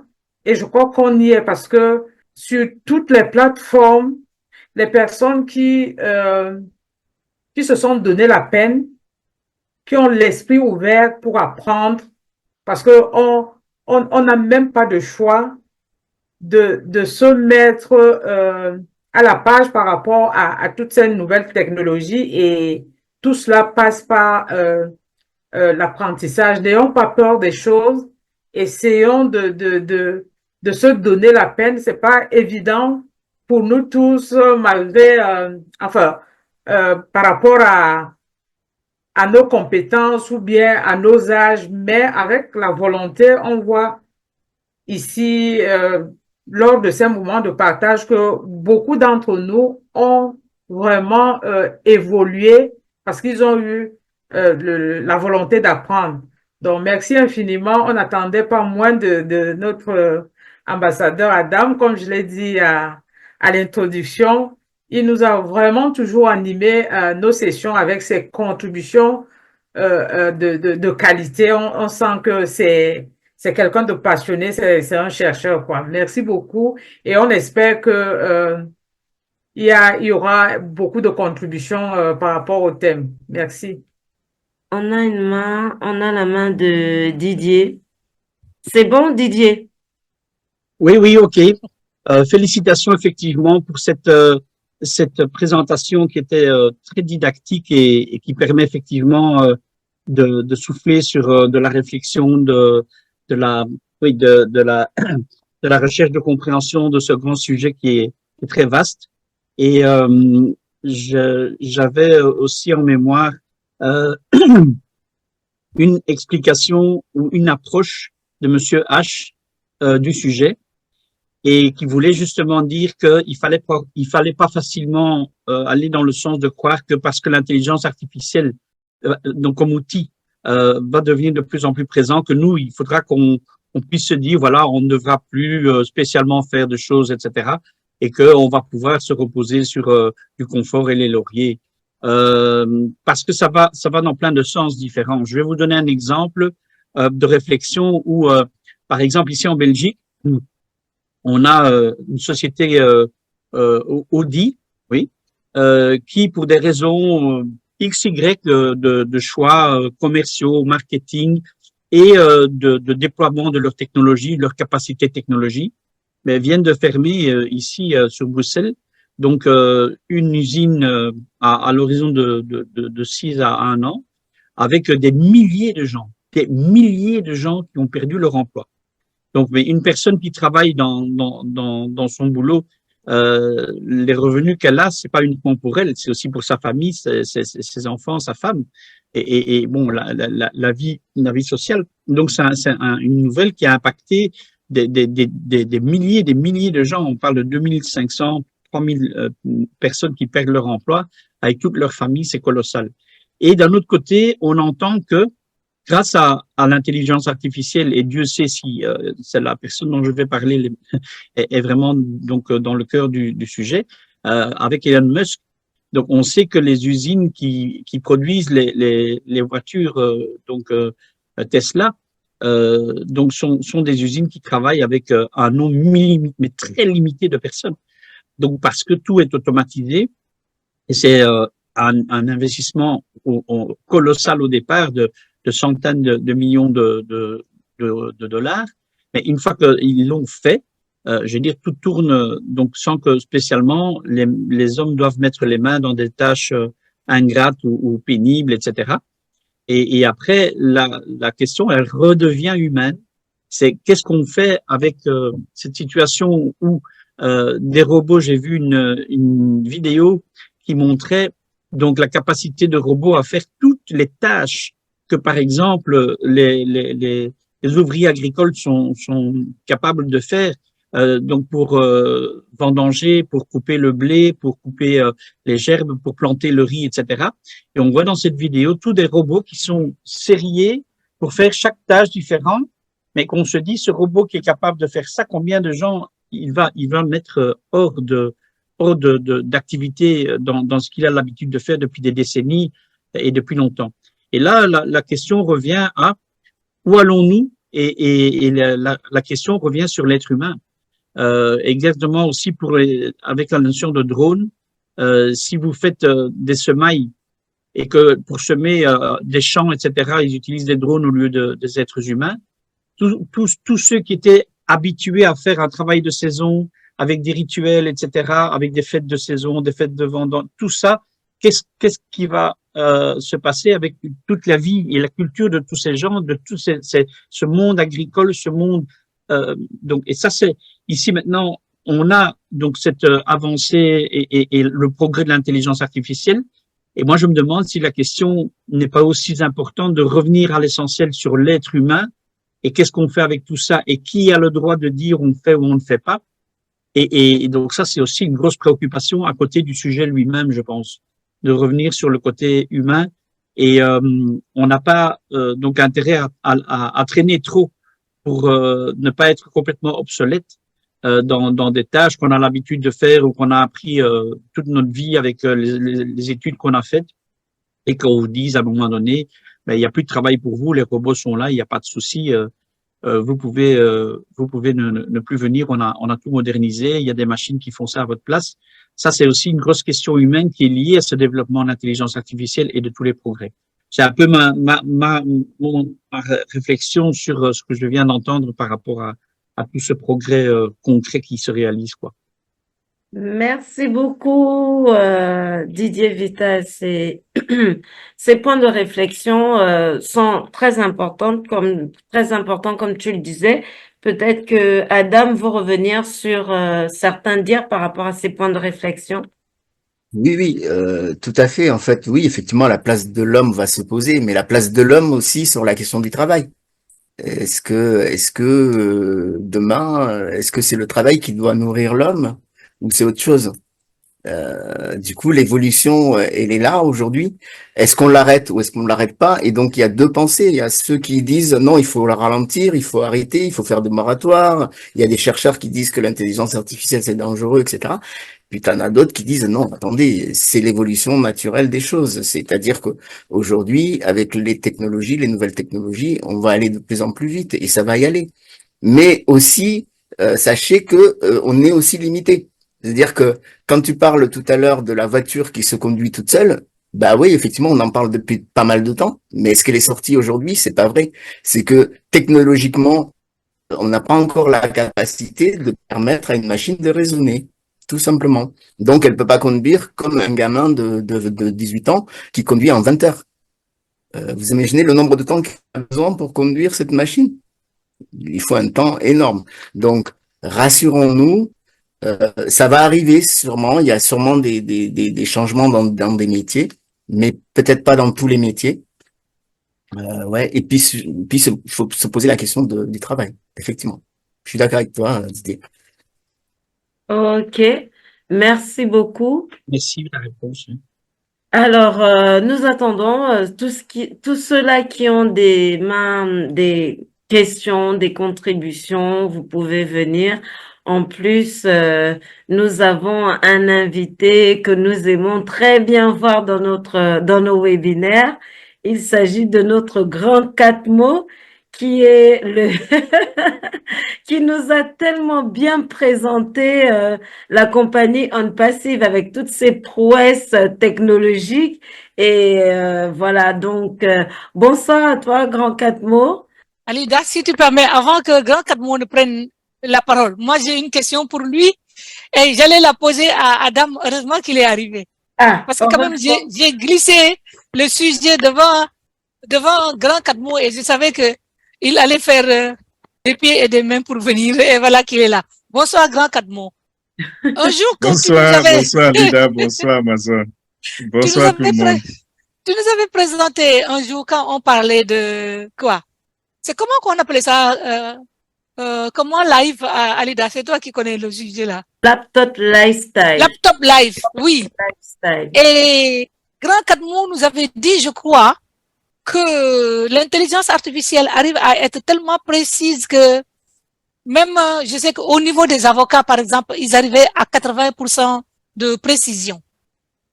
Et la chose la plus grave était que d'ici, je ne sais pas quelle année, c'est ça qui m'avait marqué, il y aura 25 000 emplois qui seront perdus aux États-Unis parce qu'ils vont être occupés par l'intelligence artificielle.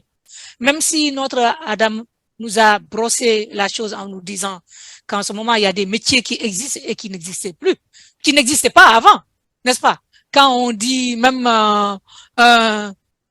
quelqu'un qui est whistleblower, je ne sais plus comment on dit en français là, tous ces gens-là qui, les lanceurs d'alerte, lanceurs d'alerte, pour ne citer que cela, ou des gens qui ont des followers et tout ça là, ça n'existait pas, n'est-ce pas?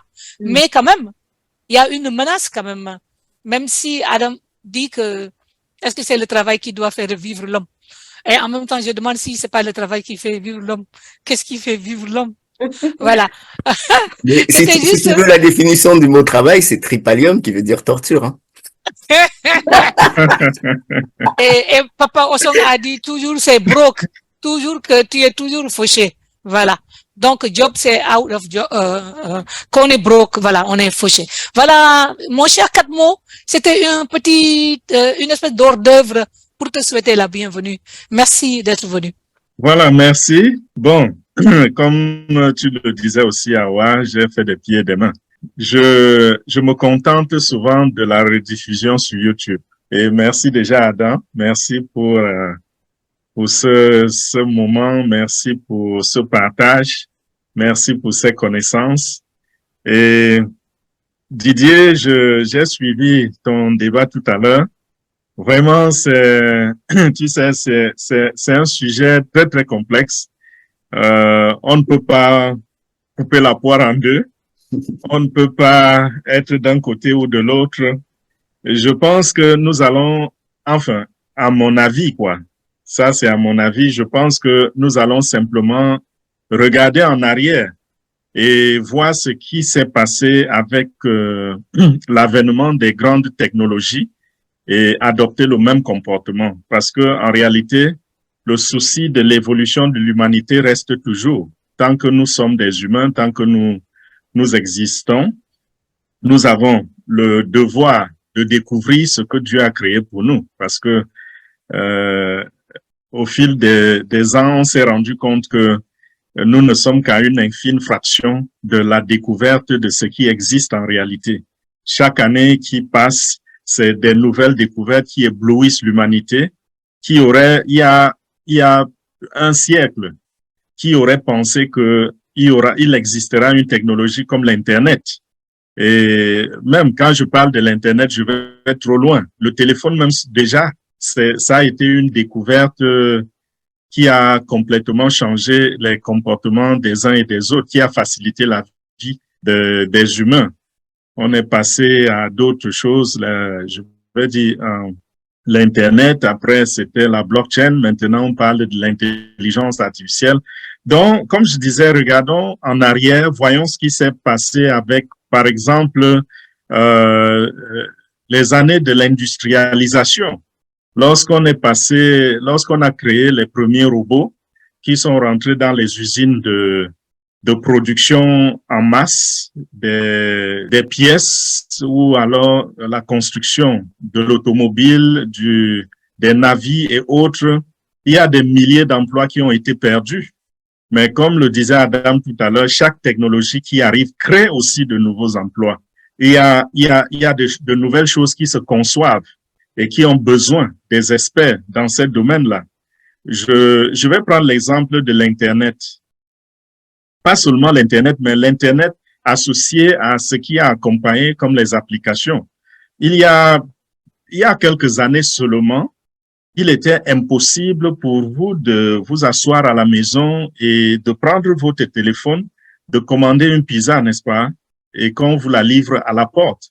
Mais quand l'Internet, il fallait prendre le téléphone. Et bien sûr, même quand le téléphone est arrivé, on était content de savoir qu'on pouvait décrocher son téléphone, appeler la maison de la pizza et dire, hey, voilà, livrez-moi la pizza, passez sa commande.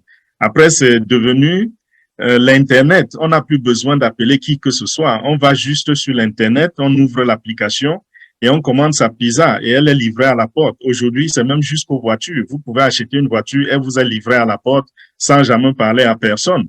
Et que ce soit par achat, comment je dirais, que vous ayez payé cash ou demander un crédit de financement, tout cela peut se passer sans l'intervention d'un humain. On fait avec les applications. Donc, vous voyez donc chaque technologie qui arrive crée de nouveaux emplois. Donc, ça emporte une masse d'emplois et crée une autre masse d'emplois. Quelque part, ça balance un peu la chose. Bon, au niveau de nous, les hommes passiviens, je dis toujours que ceux qui ont choisi de se jeter dans ce voyage de on passive, c'est ceux qui ont vu venir le danger. Et parce que vous allez me dire demain, on n'aura plus besoin d'autant de comptables ou d'avocats, tout ça. Oui, dans chaque domaine, on va perdre un nombre d'employés. Ce ne sera pas toujours tous les employés qui vont perdre leur boulot, leur emploi. On va réduire. Et on réduira peut-être jusqu'à plus de 70%, n'est-ce pas? Tu as pris l'exemple tout à l'heure de l'intelligence artificielle qui peut assister les avocats. Ça va même jusqu'au niveau du tribunal. Ça ne se limite pas seulement aux avocats. Au niveau des tribunaux, ils sont en train de travailler. Ils voient comment ils peuvent rentrer les données, éduquer l'intelligence artificielle, rentrer les données dans l'intelligence artificielle au point que cette intelligence artificielle soit en mesure de remplacer efficacement un juge. Parce que le juge, avec ses émotions, avec ses partis pris et autres, peut commettre des erreurs. Alors que si on rentre dans ce qu'ils appellent la jurisprudence, ok, on prend les anciens cas, on prend tout ce qu'on a déjà étudié sur une période peut-être de 100 ans, on badigeonne tout cela et on demande à l'intelligence artificielle de nous sortir un résultat. Je vous assure, il y a des sujets sur lesquels l'intelligence artificielle pourra trancher mieux qu'un humain parce qu'elle aura eu le temps d'étudier en quelques minutes ou en quelques heures tout ce qui a été fait qui ressemble à ce genre de cas, tout ce qui a été fait dans le passé et pouvoir en tirer une conclusion qui ne souffre d'aucune émotion. Donc, je vous l'ai dit, dans chaque domaine, on va perdre un nombre d'emplois. Il y aura des nouveaux domaines qui vont surgir de nulle part. Il suffit que les gens soient inspirés et qu'ils se disent, hey, voilà, je peux profiter de ceci pour créer telle ou telle autre chose qui va générer de l'argent ou alors qui va créer d'autres emplois. Bon, ça, c'est pour ceux qui veulent se contenter du travail. Job, just over broke. Comme tu l'as dit, ah ouais. Job en anglais, enfin, on a défini comme étant, comme voulant signifier que on est super fauché. Voilà, c'est ça le mot. Super fauché. Donc, pour ceux qui voudraient s'accrocher au boulot, voilà les réalités. C'est-à-dire que si vous voulez travailler, vous pouvez travailler, vous reconvertir dans d'autres domaines, les nouveaux domaines qui vont être créés par l'intelligence artificielle. Ou alors vous accrocher à ce que vous connaissez déjà, espérant que les 10% ou les 20% qui seront retenus, vous serez parmi ces 20%-là. Bon, maintenant, ceux qui pensent comme moi, c'est ceux qui pensent que il va falloir être de ceux qui profitent de la technologie, de cette technologie-là, sur le plan financier, bien sûr. Parce que hier, il était très extrêmement difficile de créer un business. Aujourd'hui, vous allez constater que grâce à la technologie, ceux qui étaient incapables de créer un business, qui n'avaient pas les talents ou les potentiels, aujourd'hui, c'est eux qui dominent. Je vous prends un exemple. Quelqu'un qui ne savait même pas où aller demander une licence pour ouvrir une boutique. Et même si on lui dit, voilà ce qu'il faut faire, on lui donne la liste des bureaux à visiter, il vous dit, il n'a pas les moyens. Il n'a pas de l'argent pour payer pour la licence. La même personne aujourd'hui est capable d'aller sur Internet, de créer une boutique sans capital, ou alors de créer quelque chose qui peut ressembler à une boutique, devenir comment je dis, nous avons parlé du personal branding, n'est-ce pas? J'avais fait un exposé là-dessus. Vous pouvez aller vous faire un branding personnel et devenir l'un des hommes d'affaires, enfin, être parmi les hommes d'affaires les plus à l'aise. Nous voyons des petits enfants aujourd'hui de 18 ans, 20 ans, qui ont une présence sur Internet, Facebook, TikTok, Instagram, brasser des millions de dollars chaque mois. Ces enfants, c'est grâce à la technologie qu'ils en sont là. Si la technologie n'existait pas, quel serait le canevas dans lequel la société va mettre ses enfants? On demandera à ces enfants d'aller à l'école, avoir un master, un MBA, Business Administration. Ensuite, on va lui demander d'aller travailler pour une entreprise sur le terrain, acquérir de l'expérience et peut-être à l'âge de 35 ans, 40 ans, s'il est entrepreneur, alors il peut se jeter à l'eau. Vous voyez un peu? Et ne même pas être sûr que ça va marcher. Parce que les statistiques ont montré que aux États-Unis, par exemple, 80% des entreprises, des petites et moyennes entreprises qui sont créées, des entreprises créées, 80% meurent les 4 premières années. Vous voyez que les chances de cet enfant sont tellement réduites. Mais lorsqu'il se jette sur Internet grâce aux technologies, il fait des merveilles.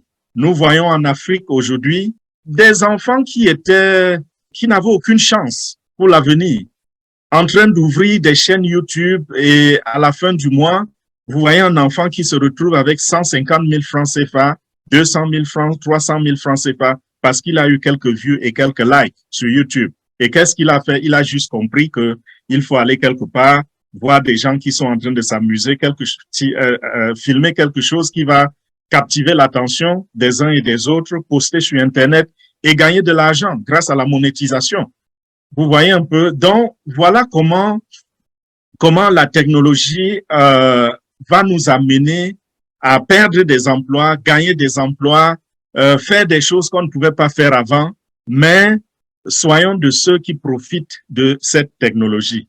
Je vais également m'attarder un peu sur un point très important que Didier a évoqué tout à l'heure, le côté maléfique de cette intelligence artificielle-là, pour dire que oui, c'est vrai, nous devons tous être avisés, nous devons tous travailler pour la survie de l'humanité parce que dans le passé, on a eu le côté négatif de la technologie, comme par exemple sur l'Internet, oui, il y a eu des crimes, c'est vrai, mais avec l'intelligence artificielle, on est monté de peut-être 5 crans.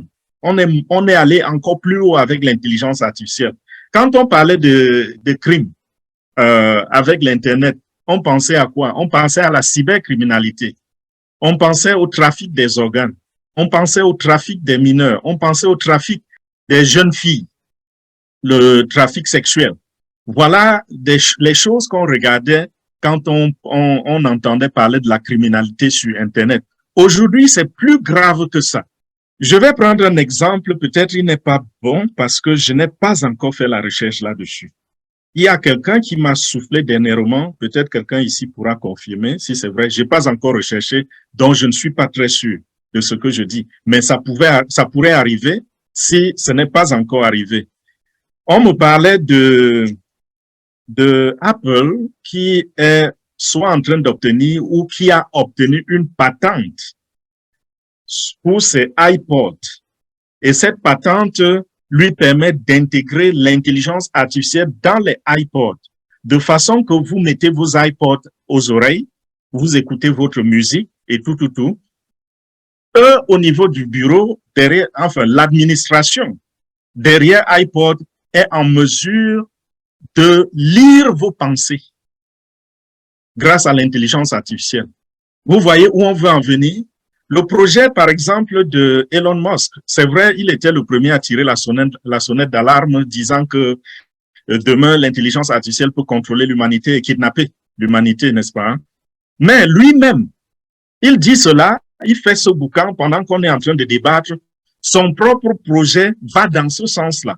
Lorsqu'on vous dit qu'on va vous implanter une puce sur votre cerveau afin d'aider votre cerveau à activer plus de 50 ou 70 ou 80 ou 90% de ses potentialités. Qu'est-ce qui est en train de se passer? Vous cessez d'être un humain. Vous voyez un peu? Et à n'importe quel moment, quelqu'un peut appuyer sur un bouton d'ordinateur et faire exploser votre cerveau. Qu'est-ce qui vous fait croire que ce sera juste l'amélioration des potentialités? Nous connaissons les agendas cachés. L'agenda caché de ceux qui veulent, de ceux qui veulent dominer le monde, c'est quoi? C'est déshumaniser la Terre. Vous voyez un peu? Nous amener à être déshumanisés. On nous apporte tellement de choses qui ont pour but de détruire l'être humain. Bon. Cette puce-là, qu'on veut coller sur notre, bon, ça a déjà même été expérimenté et, dernièrement, j'entendais des rumeurs qui disaient que on a déjà implanté sur le premier humain. Donc, on est en train de tester en temps réel. Si c'est vrai que ça a déjà été implanté sur quelqu'un. Donc, vous vous rendez compte que, avec ce danger-là, je veux dire, avec cette nouvelle façon de faire, si les politiciens, les politiques imposent à certains pays ou à l'humanité le port de cette puce-là, et comment est-ce qu'ils imposent souvent les choses?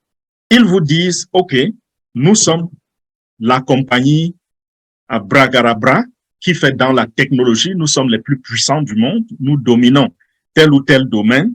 Si vous voulez travailler pour nous, vous allez devoir porter cette puce pour que nos données soient protégées, afin que nous n'ayons plus besoin de faire un transfert de données qui passe par les ordinateurs. Nous pouvons envoyer directement quelque chose sur votre puce et tout de suite, vous recevez dans votre cerveau et vous pouvez pousser cela vers votre ordinateur sécurisé. Ça, c'est des exemples qui peuvent arriver. Et pour travailler pour cette entreprise, vous serez obligé de porter cette puce. Et plus tard, on va pousser cela au niveau de la clientèle. Pour utiliser ces produits de haute qualité, vous serez obligé de porter cette puce, par exemple. Donc, les politiques sont là pour faciliter la tâche à ces genres de personnes. Donc, c'est pour vous dire, je ne veux pas vous faire peur, mais c'est juste pour dire que les dangers sont énormes pour ce qui est de l'intelligence artificielle. Et on a besoin des gens qui ont un état d'esprit comme celui de H. Moufare et les 1 400 000 personnes qui l'accompagnent. On a besoin de ces genres de personnes qui ont un souci pour l'humanité. Pourquoi je parle des 1 400 000? Parce que ceux qui ont compris la vision de On Passive, c'est des gens qui ont le même état d'esprit. C'est-à-dire ceux qui sont prêts à aider l'autre. Rappelez-vous que nous avons partagé l'opportunité. Personne d'entre vous ne touchait des commissions, n'est-ce pas? Mais on a partagé l'opportunité. Vous avez fait venir des dizaines et des dizaines de personnes, des centaines ou même des milliers de personnes dans le passif, sans commission. Donc, vous aviez le cœur à aider. Vous êtes des gens qui ont un souci pour l'humanité. Vous êtes hopeless, en réalité. Donc, si nous avons 1 400 000 personnes, c'est ça la tendance. Des gens qui voudraient sauvegarder l'espèce humaine, des gens qui voudraient garder un certain niveau d'empathie, des gens qui sont prêts à faire au prochain ce qu'ils aimeraient qu'on leur fasse. Vous voyez un peu? Donc, voilà, c'est cet esprit que nous devons continuer de cultiver et étendre cela autant que possible. Et je crois que c'est aussi la raison d'être de ce programme du développement personnel. Regardez la qualité des enseignements qui sont partagés gratuitement. Tout cela, c'est dans le sens d'aider l'humanité. Et je pense que si nous pouvons faire ce contrepoids, cela va beaucoup aider. Parce que le bien, c'est comme la lumière et le mal, c'est comme les ténèbres. Il suffit d'une étincelle pour faire disparaître l'obscurité dans une grande pièce. Donc, nous n'avons pas besoin d'avoir sur 8 milliards d'êtres humains, nous n'avons pas besoin d'avoir plus de 4 milliards pour éclairer le monde, mais 1 million de personnes peut claquer cette étincelle-là, peut allumer dans cette chambre obscure et véritablement éclairer l'humanité. Donc, c'est de cette façon que moi, je vois l'avènement de l'intelligence artificielle. Donc, pour conclure, je vais dire, restons vigilants et notre mission va au-delà de la récolte des pommes. Notre mission va jusqu'à l'élévation de l'humanité, la protection de l'espèce humaine. Donc voilà, merci. Merci beaucoup, Grand Catmo. Tu as vraiment appuyé sur un point important, les dangers que présente l'intelligence artificielle. Notre ambassadeur Adam avait justement parlé de ça et lui, il avait insisté sur l'éthique, la question d'éthique en ce qui concerne l'utilisation de l'intelligence artificielle et aussi de la responsabilité de ces concepteurs-là. Parce qu'il a quand même, présenté le crash de ChatGPT. Vous voyez un peu, donc du coup, Adam, peut-être que tu veux revenir rapidement pour rassurer nos grands 4 mots que tu nous avais rassurés. Oui, je suis tout à fait d'accord avec toi sur cette question. Il est effectivement crucial que ce soit les décideurs, que ce soit les politiques, que ce soit les chercheurs, que ce soit les entreprises, les sociétés et nous-mêmes, soyons responsables et soyons vigilants à cette question de l'intelligence artificielle. Je suis d'accord avec toi, Elon Musk, effectivement, sur ces puces neuronales, va aller très loin. Mais le problème, c'est qu'il faut savoir que cette capacité-là, elle est déjà chez l'homme. Vous voyez, en termes de médecine, par exemple, quand tu as un cœur qui est défaillant, on te met quelque chose, une machine qui est là, qui te permet de... voilà, le pacemaker, c'en est un. Vous voyez ce que je veux dire? C'est que, donc, attention à effectivement, cette question d'éthique et cette question du développement scientifique. Je suis d'accord, je suis totalement d'accord avec toi. Mais encore une fois de plus, si on laisse la main c'est-à-dire, et ça c'est le problème des pessimistes, c'est-à-dire c'est dangereux, donc on va le confier qu'à des gens qui sont spécialistes. Ben si on le confie qu'à des gens qui sont spécialistes, c'est mort. Ils font n'importe quoi. À qui on va le confier? À des gens qui sont à la Silicon Valley? C'est quoi? Enfin, des gens qui sont dans des entreprises à Elon Musk? Non, faut pas le laisser. Justement, il faut légiférer, il faut poser les choses, que ce soit clair. Merci beaucoup, ambassadeur Adam. Vraiment, ce sujet est très intéressant pour ce soir. Et on va continuer donc avec les mains levées. Tout à l'heure, on a vu la main de maman Ayette. Oui, merci. Je voulais justement attirer l'attention sur les dangers de l'intelligence artificielle, mais Fernand donc a abordé le sujet, je ne veux pas me répéter, mais juste un petit mot. On ne peut pas généraliser l'intelligence artificielle dans tous les domaines.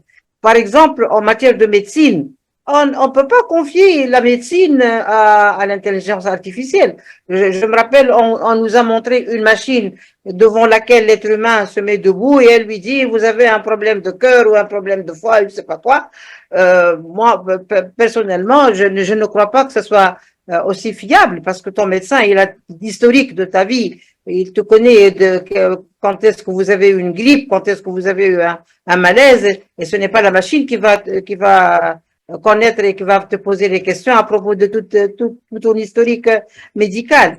Autre chose, pour le problème social, nous avons qu'il y a des gens qui sont pauvres, il y a des assistantes sociales qui font le tour pour faire de la collecte des informations pour aider ces gens pauvres.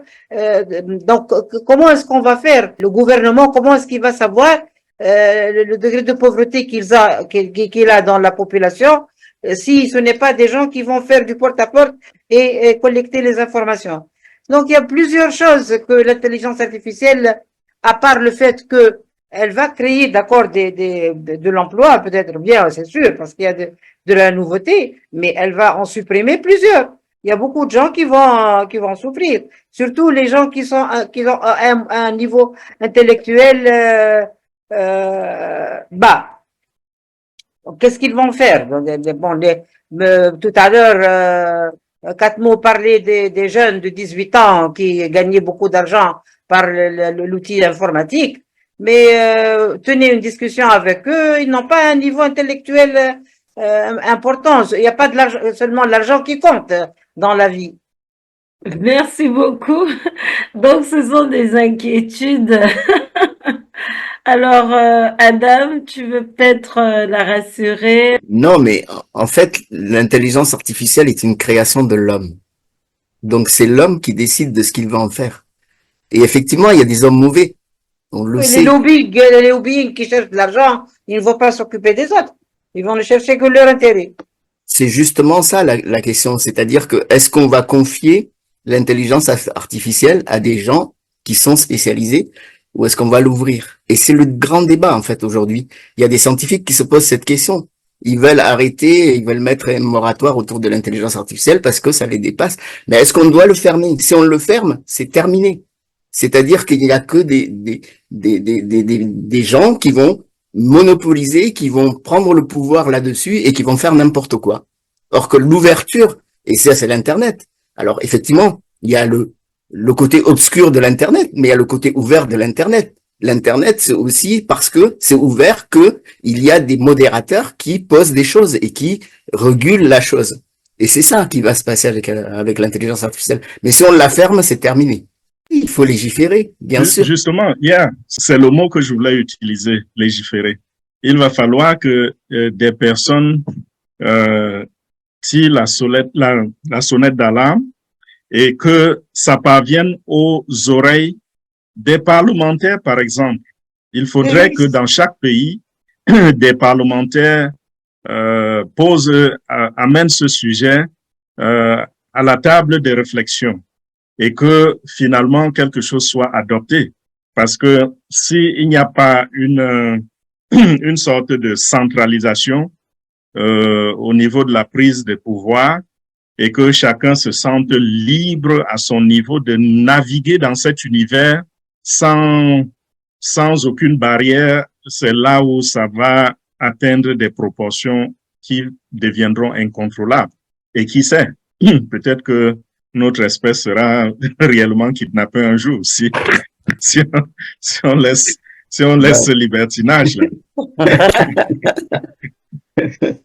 Ça, c'est la problématique. Est-ce que c'est un fantasme ou un mythe? Mais la difficulté, c'est que effectivement, il faut légiférer. Et il y a des pays qui commencent à légiférer. Il y a des organismes qui légifèrent. Hein, il n'y a pas de souci. C'est-à-dire que, mais est-ce qu'on va confier seulement à des gens spécifiques? C'est ça le problème. Et si on le confie qu'à des gens spécifiques, c'est la mort. Et donc l'Afrique ne pourra pas. Aujourd'hui, n'importe qui, vous-même, vous pouvez créer une intelligence artificielle. Tout est là. Les logarithmes sont là, les algorithmes sont là, vous pouvez très bien créer votre propre intelligence artificielle, ce qui a permis à Onde Passive de créer Onde Passive. Je dis encore une fois, merci à H, merci à Onde Passive, merci au développement personnel, merci à tout un chacun ici. Je dis que quelqu'un comme Maman Awa, qui ose venir aujourd'hui parler d'intelligence artificielle, beaucoup d'eau a coulé sous les ponts. Grâce au développement personnel, grâce à cette famille élargie que nous avons, grâce à l'abnégation de tout un chacun, que chacun laisse ce qu'il a à faire, même dans des périodes critiques, pour venir ici au développement personnel, parce qu'il pense qu'il a quelque chose à partager, il a quelque chose à donner, et comme l'a dit tout à l'heure Abedje, c'est le rendez-vous du donner et du recevoir. Donc moi je dis que, justement, quand on dit qu'il faut légiférer, quand Grand Katmo dit que nous avons un grand rôle à jouer en tant qu'Onde Passivien, en tant que ayant eu la chance de participer à cette marche de l'humanité, ne restons pas les bras croisés. Tout ce que nous disons ici là doit servir, parce que encore une fois, une connaissance gardée est inutile. Pas la peine d'être entouré des fantômes de ses rêves autour de son lit de mort pour dire on va mourir avec toi. Non. On doit laisser notre empreinte. Et comment? Justement, 4 mots. On a le Enjoy, on a tous ces programmes-là qui vont être développés pour les enfants. Et si je me rappelle bien encore, pour citer H, l'Afrique part à armes égales quand on parle d'intelligence artificielle. On n'est pas en rade, hein? On part à armes égales. Maman Ayette, c'est pas la peine de t'inquiéter. Bien sûr, l'infirmière qui va dans les villages lointains et tout ça là, il n'y a pas l'intelligence artificielle. Mais les petites feuilles et les petits papiers là sur lesquels l'infirmière écrit, ça ne peut pas être gardé, ça ne peut pas être conservé. Regardez ce qui s'est passé au Sénégal quand il y a eu les manifestations là. La bibliothèque a été brûlée, les archives ont été brûlées. Des grands chefs d'État africains ont étudié là-bas. Il y a des diplômes qui ont disparu. S'il y a de la digitalisation, c'est quoi? C'est une forme d'intelligence artificielle, que je sache. Quand l'infirmière va aller collecter toutes ces informations-là et qu'elle revient, elle revient à la modernité, tout cela va être pris en charge par l'intelligence artificielle. Qu'est-ce qu'elle fait? Elle est documentée. On amène l'information, on lui donne, elle compile. Et la vitesse à laquelle elle traite l'information, un être humain ne peut pas le faire. Ou bien quand un être humain va le faire, il va avoir besoin d'années ou de siècles pour le faire. Donc c'est là, n'est-ce pas, d'années-lumière pour le faire. Et c'est là que l'intelligence artificielle nous aide. C'est un outil seulement que nous avons, comme ce bras bionique de l'acteur Will Smith. Hein? On a tous chacun un bras bionique et on l'utilise, hop, on prend la chose. Maman Ayette, j'étais en Inde encore une fois. J'avais dans un hôpital, j'ai vu, ils ont cette machine. C'est comme ce bras. La machine va directement chercher la tumeur cancérigène. Directement, elle l'enlève. Et avec précision. Tout en prenant autour. Parce que quand on enlève une cellule cancérigène, ça dépend du nombre de nodules qui ont été trouvés chez le patient. Parce qu'au fur et à mesure qu'on opère, on analyse les nodules et on regarde si elles sont cancérigènes. On prend 1 cm, 2 cm, 3 cm, etc. Autour, par exemple, au niveau du sein, quand on enlève le cancer au niveau du sein de la femme. Donc, il prélève la chose. Cette précision-là, c'est la machine qui l'a fait, pas nous, ma chère. Essayons de combiner les choses. Essayons de légiférer. Et puisque nous partons à armes égales cette fois-ci, l'Afrique va s'en sortir parce qu'elle va partir à armes égales. Elle sait ce qu'elle veut, mais on va commencer aussi à la base, comme la discussion qu'on avait dans nos groupes il y a quelques jours. À la base, l'éducation, changer les mentalités, avoir des jeunes, des enfants qui vont être demain le fer de lance, mais qui ne seront pas complexés et qui sauront qu'ils viennent d'un continent riche qui a un rôle à jouer, mais ce rôle-là est caché. Parce que même quand on regarde la représentation de l'Afrique, par exemple au niveau du globe, on montre l'Afrique trop petite, alors que l'Afrique, quand tu prends l'Europe, je crois, et je ne sais pas quel autre continent, etc., tu les mets, l'Afrique est plus grande. Donc, quand on n'est pas complexé et qu'on sait on est à armes égales, on peut réussir des choses. On va faire même bouger des montagnes avec H. Voilà, moi, c'est tout ce que j'avais à dire. Inch'Allah, Inch'Allah. Amen. Avec votre permission, est-ce que je peux féliciter notre stoïcien, le présentateur de ce soir, Adam? Merci pour le trajet, parce que pour comprendre quelque chose, même si on le savait depuis, il faut aller toujours à la base, rappeler, et comme ça, on est sûr que tout le monde comprend pour ne pas sauter des étapes. Nous savons que la force de l'être humain, c'est son intelligence. On a utilisé cette intelligence-là pour créer les robots qui nous ont aliénés. Et aujourd'hui, nous sommes en face de cette intelligence artificielle qui, au lieu de venir faire un poids de plus sur ce que nous vivons, est en train de nous alléger la tâche. L'homme est fait pour être libre. Il a cherché sa liberté dans le travail. Le travail l'a rendu fou. Et l'intelligence artificielle vient enlever cet extrait de travail-là. Le plus que nous faisons, travaillant parfois 20 heures sur 24, pour nous donner cette liberté dont nous allons jouir et en passive et en plein cœur de cela. Donc, l'intelligence artificielle ne vient pas remplacer l'homme, mais aide l'homme à développer l'intelligence naturelle. Et depuis qu'elle est là, on voit que le niveau de l'intelligence de l'homme grandit. Merci pour cet exposé et à une prochaine fois. Merci beaucoup. Merci beaucoup, Queen Nadou. Bonsoir.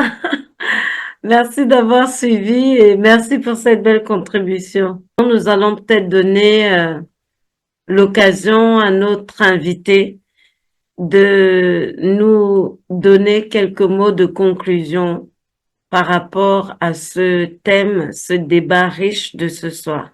Bah, juste pour dire que, effectivement, tout ce qu'on vient de parler là pose la question de l'intelligence artificielle, mais effectivement, Mamadou vient de le dire. L'intelligence artificielle ne remplacera jamais l'homme, en tout cas aujourd'hui, pour la simple raison que même mathématiquement, on n'en est pas encore là. On va peut-être arriver là, mais on n'en est pas encore là. Donc là déjà, faut se rassurer là-dessus. Et ça, c'est hyper important. Autre chose, effectivement, on va gagner. On va gagner sur de la liberté autre, pas forcément de la liberté conditionnée, absurde, du travail forcé ou des choses comme ça. On va gagner sur l'automatisation des travails et ça c'est important. C'est très très important par rapport à cette question. Et effectivement, la question aussi se pose sur la question du libre ou du fermé. Et encore une fois, si c'est fermé, c'est la mort de l'intelligence artificielle. Et tout ce qu'on disait sur les fantasmes que l'on a va arriver. Parce que les hommes intelligents ne sont pas forcément les machines intelligentes. Et l'homme a toujours tendance à croire qu'à partir du moment où il y a quelque chose ou une espèce intelligente à côté de lui, alors elle va le dominer. Ce qui n'est pas vrai. Il y a des êtres dans cette terre qui sont très intelligents, qui vivent à côté de nous et qui ne nous dominent pas. Et ceux qui dominent ne sont pas forcément les mêmes qui sont intelligents. Voilà, je m'arrête là. Merci beaucoup, chers ambassadeurs, d'avoir été présents sur ce plateau.